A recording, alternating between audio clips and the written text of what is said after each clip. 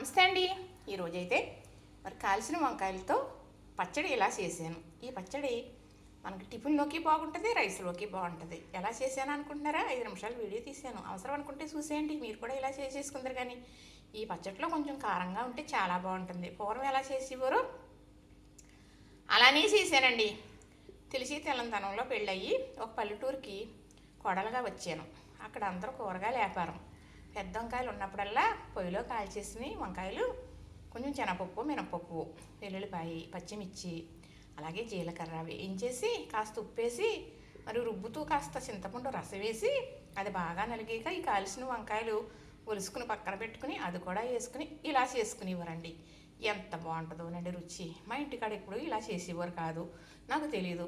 నేను కొత్తగా వెళ్ళాను కదా, ఇలా రమ్మ మణి అని కొంచెం పచ్చడి ఇచ్చేవారు. దాంతోనే అన్నం అంతా తినేసేదాన్ని. అందుకే అప్పుడప్పుడు ఇలా చేస్తూ ఉంటాను. మీకు మాత్రం ఇప్పుడే పెట్టి చూపిస్తున్నాను. వంకాయ పచ్చడి చాలా బాగుంటుంది.